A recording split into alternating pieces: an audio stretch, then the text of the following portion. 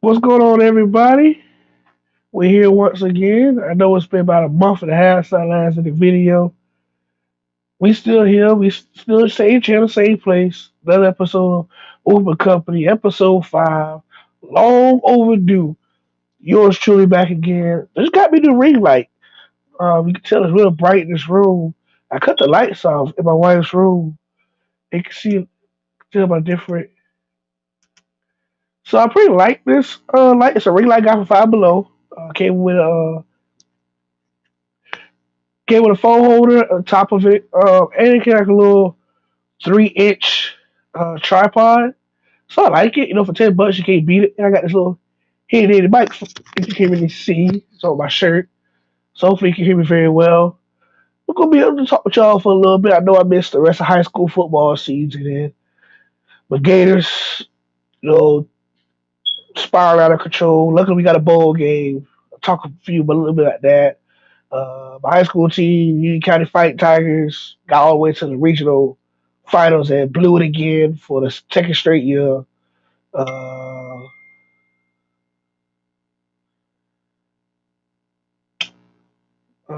let's see what let's talk about. We're gonna talk about the state of the Florida Gators going into next year, the Billy Napier hire. Um, talk about the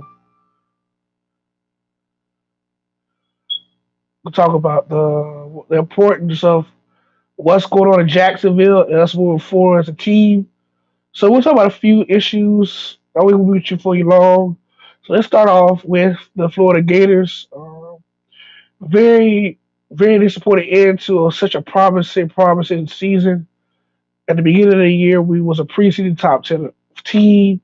We lost Kyle Trask in the NFL draft, Kadarius Toney, Kyle Pitts, so on and so forth.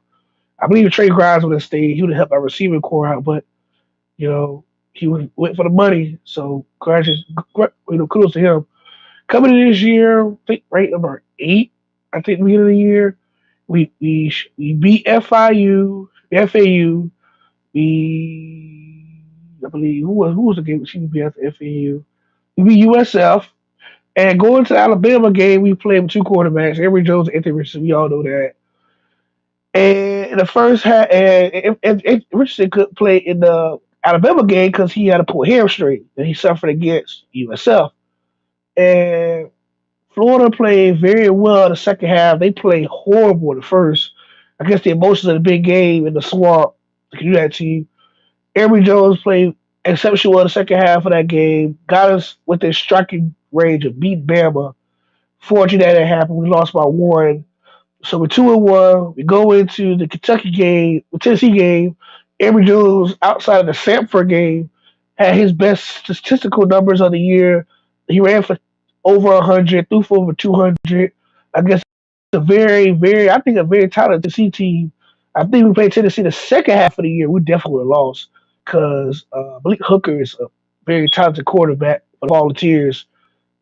Josh Heupel got a very promising team with the future going for Tennessee. So we 3-1 going to a showdown with Kentucky. And Kentucky coming undefeated. Mark Stoops got his guys motivated. They beat us before in Dan Mullen's earlier tenure at Florida. He beat in 2018, I believe, his first year. So Kentucky know how to beat us. They hung around with us close last year. We pulled that game away. So we went into Lexington. We was up almost the whole game until the second half. The thing that changed the game was that blocked field goal that turned into a touchdown. And Florida didn't even respond. I think that play right there really changed Florida's season. That block kick that went for a touchdown that changed the landscape of not only that Kentucky game, but the mindset of the Gators the rest of the season. And let me explain why that block kick for a touchdown changed the Gators' mindset.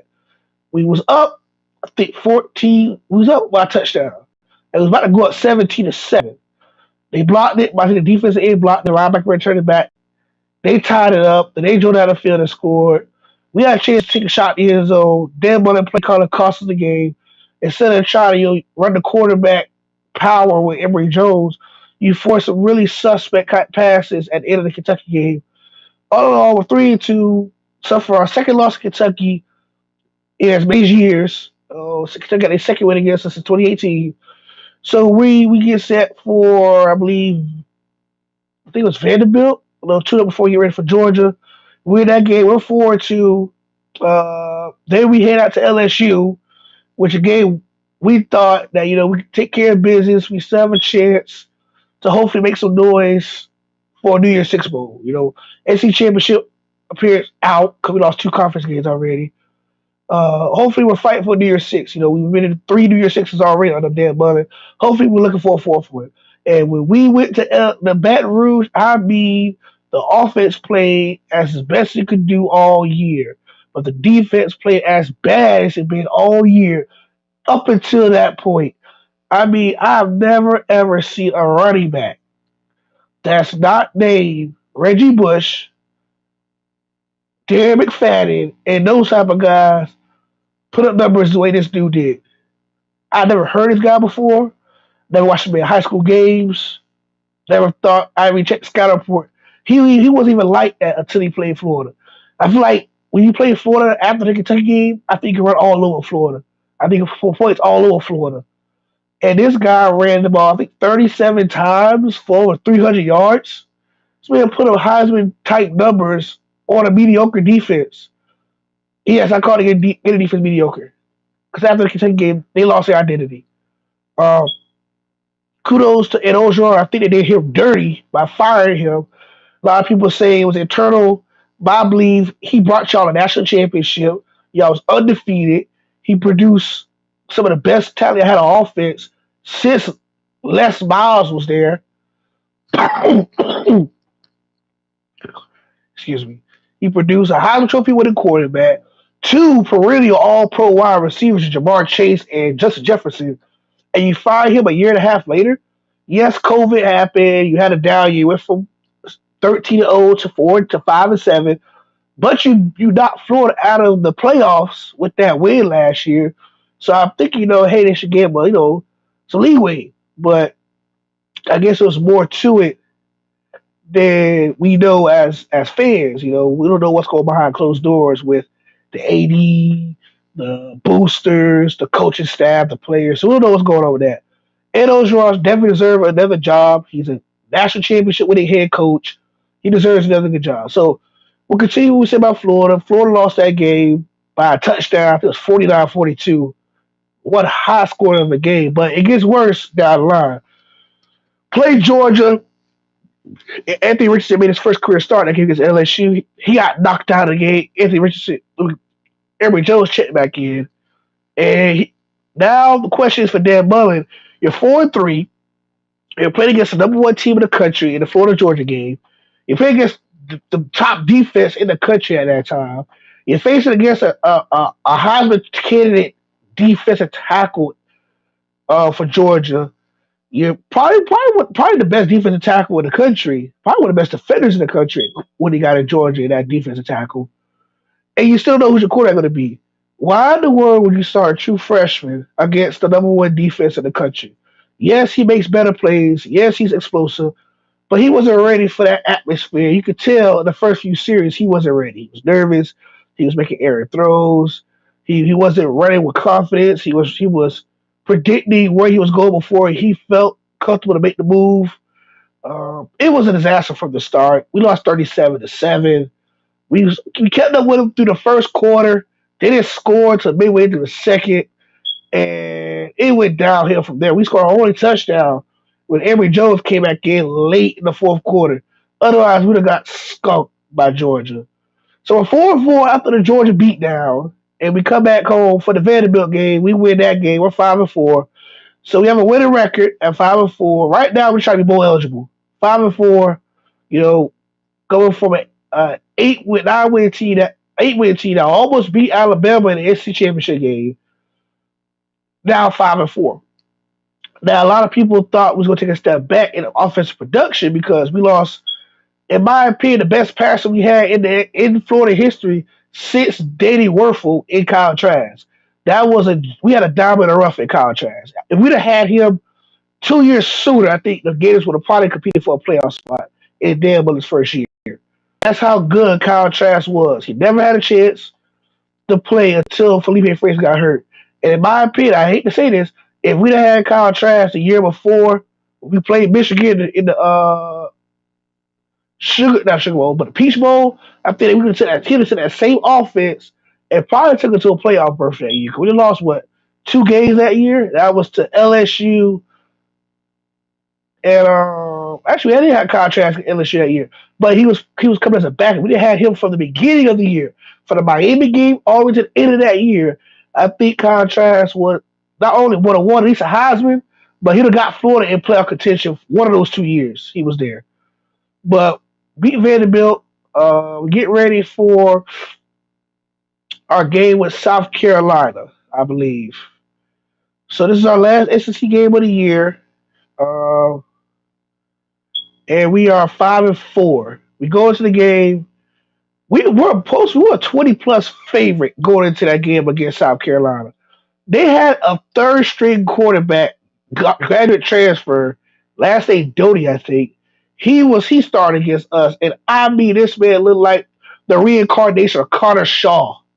For those South Carolina fans, Carter Shaw was probably the best QB Steve Spurrier had at South Carolina outside of Steven Garcia. I mean, this man was running over us, throwing on us, and I don't know who that wide receiver was for South Carolina, but he was making all DBs look trash. Trash. I watched the game.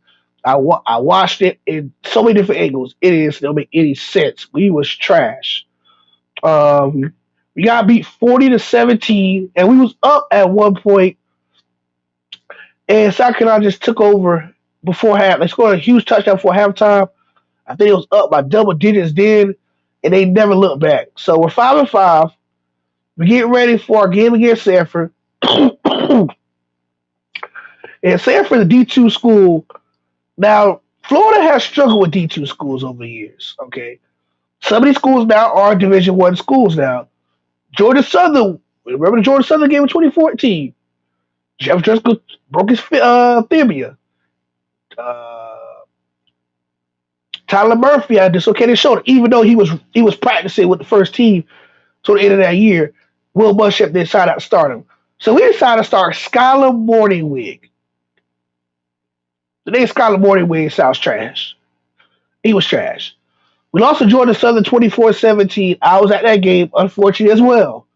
That was the year I went to almost every Gator game that year. And that year we went 4-7. The first losing season in over a century for the Gators. I believe close to a century. We never lost to FCS school in school history until that year. We lost to Georgia Southern. Georgia Southern is now part of the Sun Belt, and their Division I school. Shout out to my friends in Statesboro, Georgia, Georgia Southern graduates. Then in 2012, the only year Will Muschamp won 10 games, we almost lost to Louisiana Lafayette, the same school our new head coach just came from. So we have a history of struggling with teams that's not in FBS play. So we took on Sanford, and I mean that game turned into a basketball game, a basketball score. I think we won. We put up the most points we ever had with Dan Mullen in that game against a team we supposed to beat by 35 points. We won. I think it was 70-52. That's the most points the Gators ever allowed to an FCS opponent, and that's the most points the Gators score in a regular season game in quite some time. So we literally had to go point for point with an FCS opponent. And I think that game right there cost Dan Mullen his job. There's no way in the world you should be down double digits on 2 different occasions against the Sanford Bulldogs. So we are now 5-5.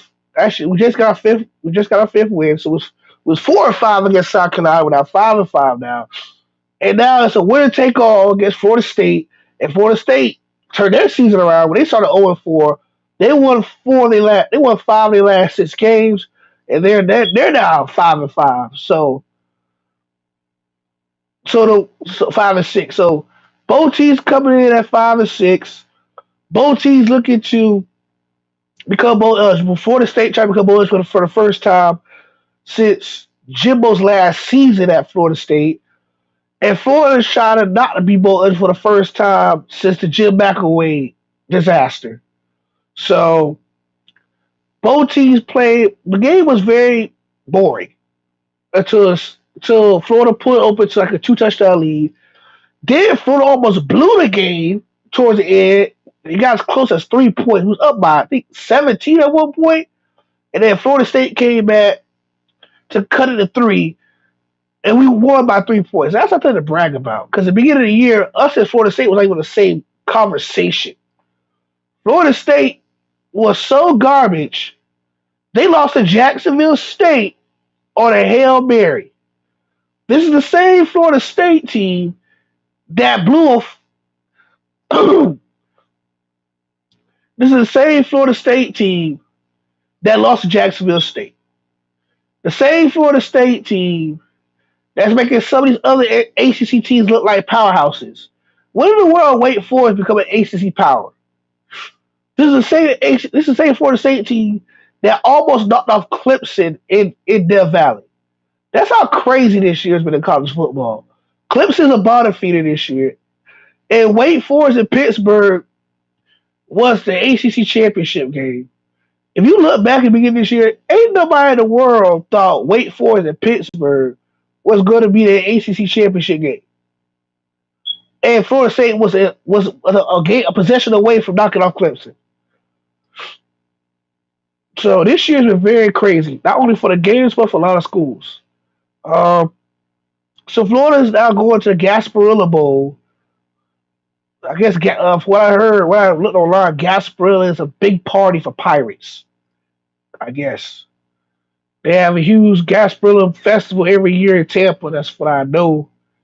So we're going to face Gus Malzahn at UCF in the Gasparilla Bowl, December 27th, I believe.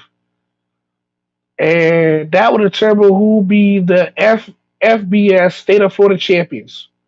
And we all know who's the best team in Florida this year. It was the Florida A&M Rattlers, who went 10-3 this year, made it to the FCS playoffs, and they lost, but they made the playoffs. Ain't nobody else to say that Florida was even close to sniffing the playoffs. So, yeah, that determines who's going to be the best team in the state of Florida in the FBS. But let's talk about outside of that bowl game. Jacob Copeland and a few other Gators have announced their intention to go into the transfer portal. Jacob Copeland was the latest Gator to acknowledge himself and go into the portal.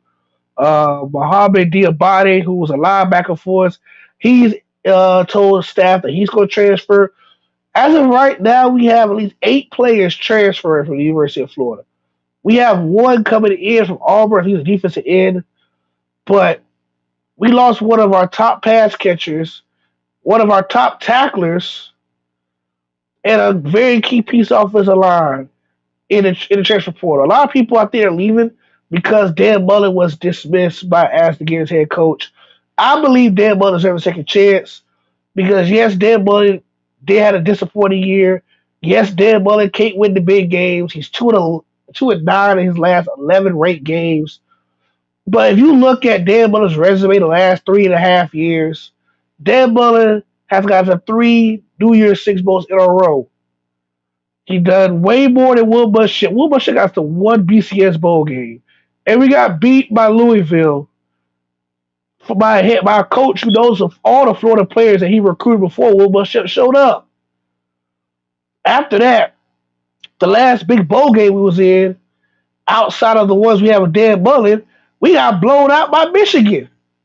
And people don't remember, we got beat by Michigan in the Citrus Bowl. I think we got beat 40-something to 7. That's the year of 2 back-to-back trips to the SEC championship when SEC East was so garbage, we went in with an 8-4 record. We had 2 losses in conference play and still made it to the conference championship. We got blown out by Bama each time. And out of the 2 bowl games we went to, the first one, I believe, with Treon Harris was starting quarterback, we got beat to death by the Michigan Wolverines. I think that was Jim Harbaugh's first bowl win as head coach. So it was pretty tough to watch. And then after that, McElway had that shark pitch. It was so disturbing. That's was our next losing record. We went 4-7. Randy Shannon took over their coach.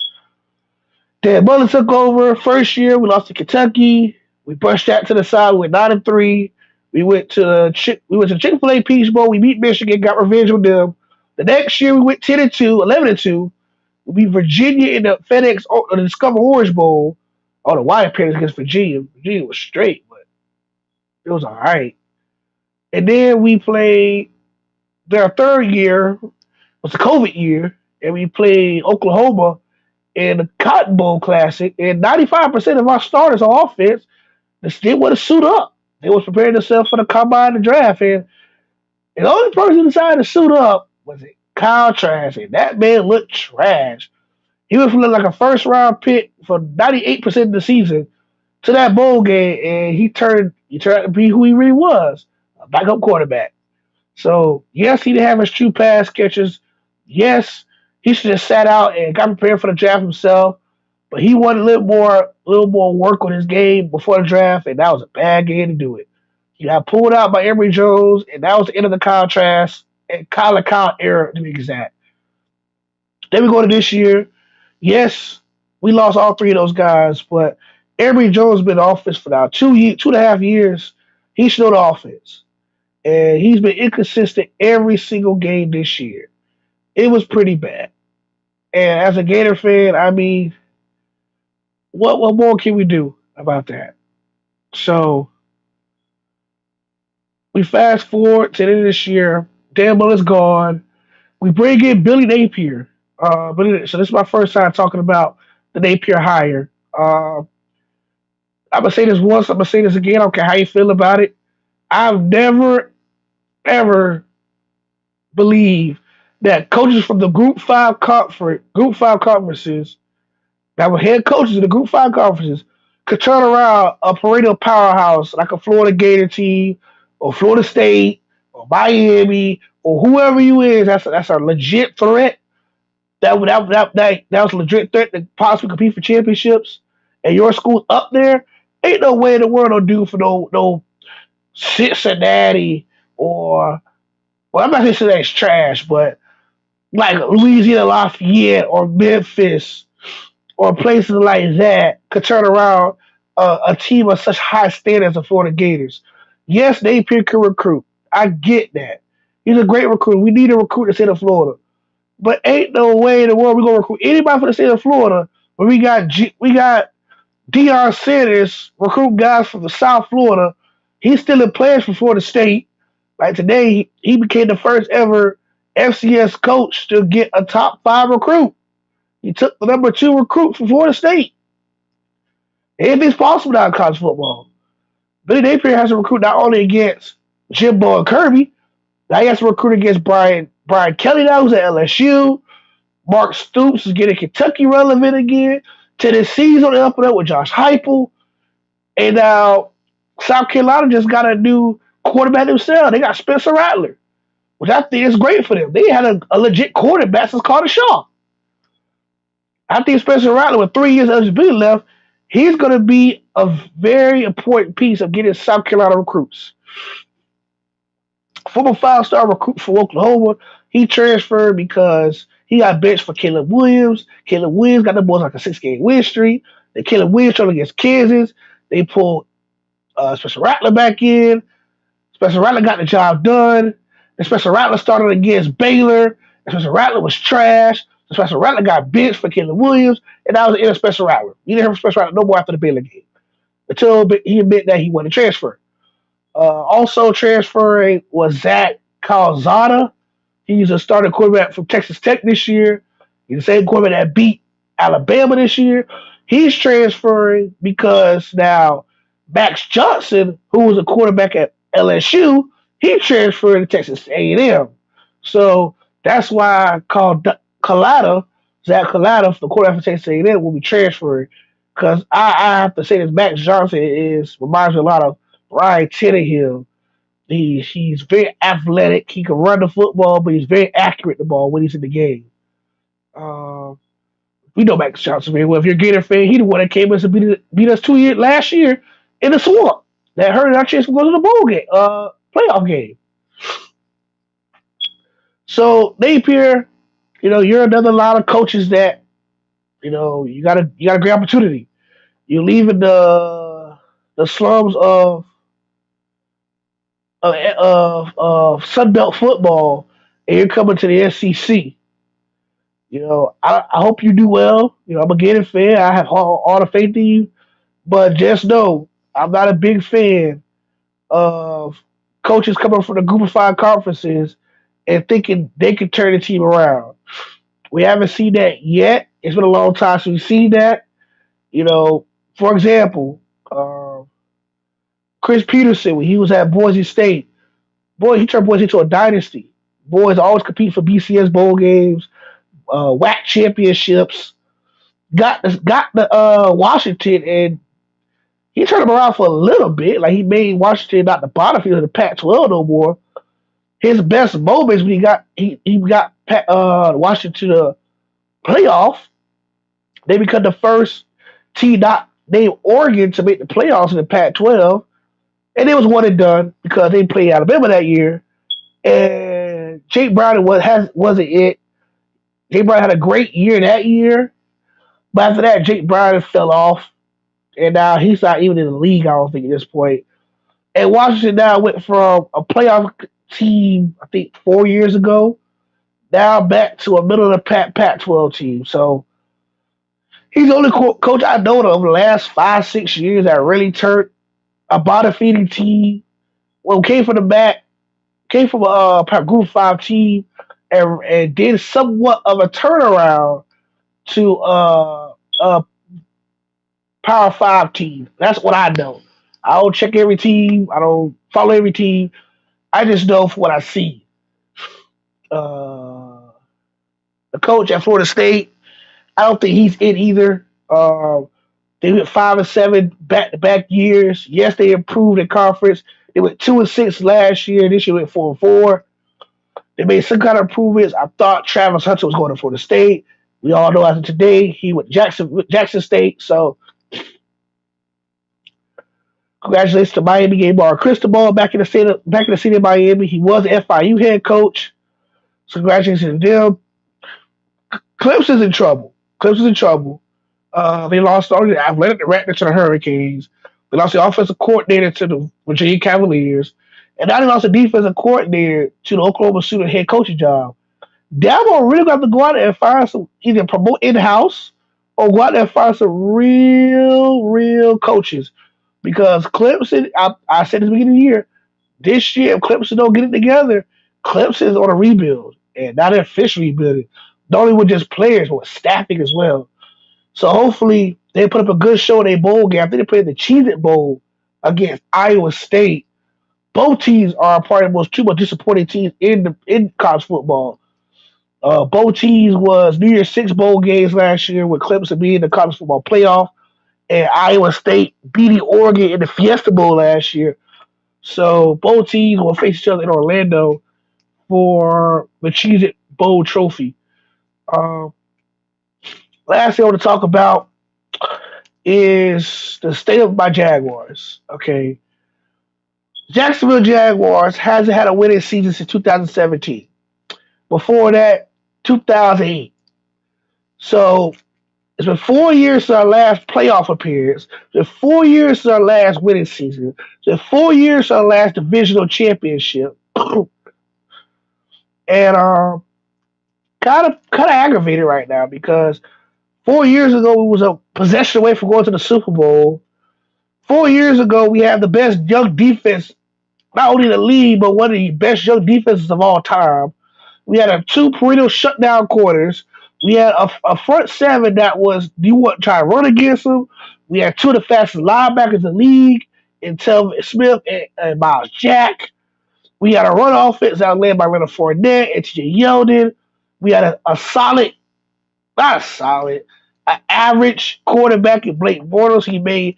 When he had a call right throws, he made it 40% of the time. He kind of wasn't it either, but he's nowhere as bad as Blake Gabbert. But you know, 4 years ago, 4 years later, the only person left for that team is Miles Jack. I think highest paid player on the defense. Calais Kimball and Yannick Ngakwe was the last two to leave that team this past offseason.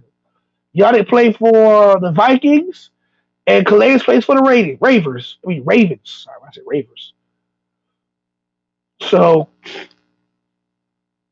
offense, we drafted Trevor Lawrence, first overall pick.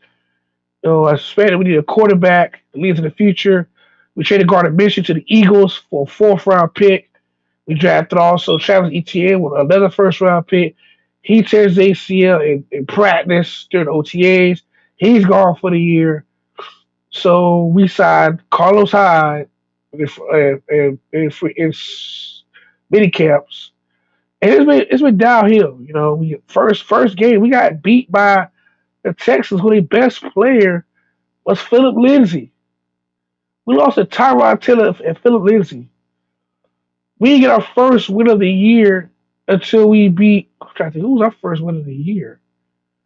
Our first win of the year came against the Miami Dolphins in London when we let Josh Lambo go. I don't know who our kicker is now, but he kicked the game-winning field goal against the Dolphins in London.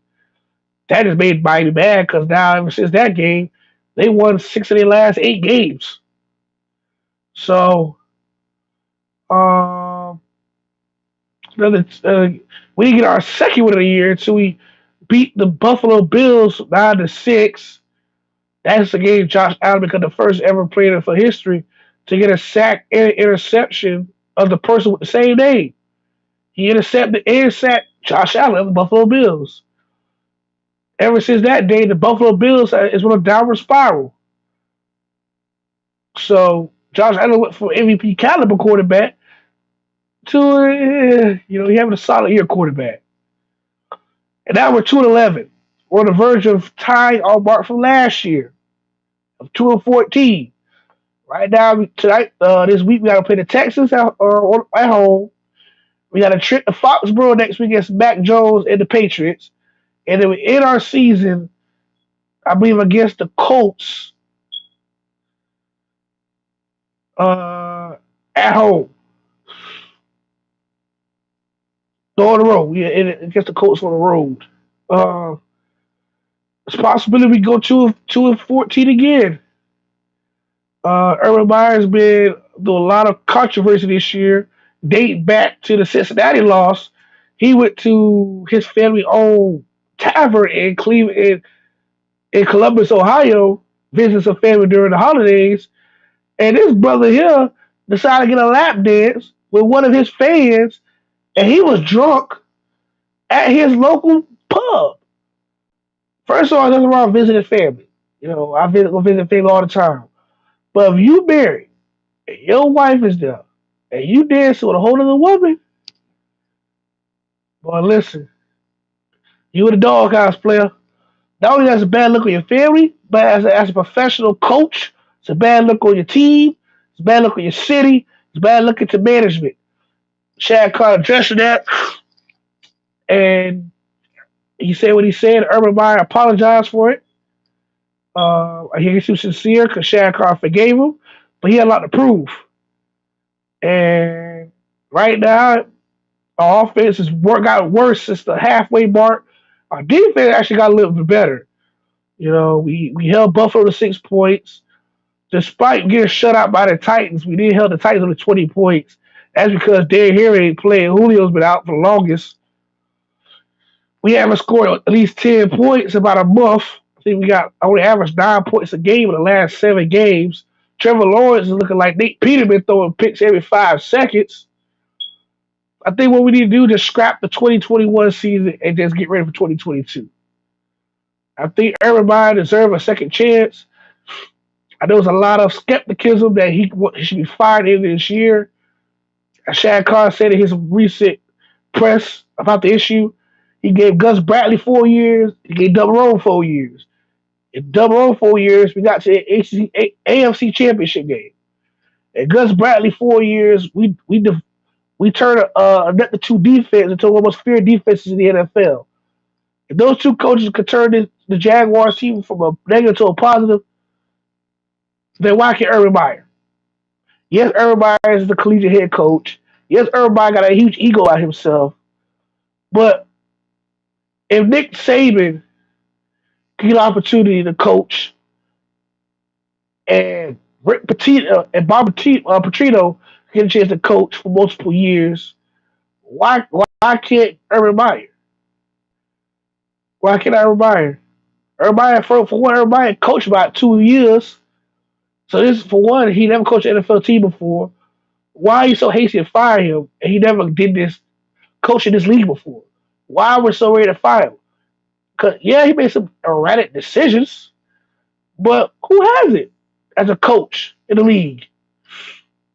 So all I say is, Chad Cobb made the best decision for the team, like you said. I made the best decision for the team, the city, the team in this city. Go by your word, Chad Cobb. Quit trying to promote AEW with your son. AEW is a good promotion, but your money maker is the Jaguars right now. Stop worrying about what your son Tony's doing over there at AEW. Stop focusing on that. Focus on what the Jaguars got going on. The draft is coming up. We need to focus on what's going to happen in 2022. Are we bringing in Urban Meyer? We need to find that godforsaken offensive coordinator. He's trash. God trash. Trash. He got to go. But it's 11:53. I've been here way too long. I have to go to work in the morning. But I just want to get that off my chest about not only the Jaguars, the Gators, and all the other stuff I got on my chest tonight. But thank y'all for if you watched the video. Thank y'all for sticking up and watching. Just hear me rant about sports. Let me know how you feel about the LED light, and let me show y'all a little bit more about it. I say five below. I think this was probably my favorite. I like the blue. We'll finish up with the blue. But I thank everybody for coming in tonight. I know it was real late. I know I'm off behind the videos. I'm gonna do my best. Lord's willing to bring back more content. I'm getting this big. This bed's calling my name. I am exhausted. And yeah, man. Thank you all for tuning in tonight. And till next time, guys. Peace, love, and soul.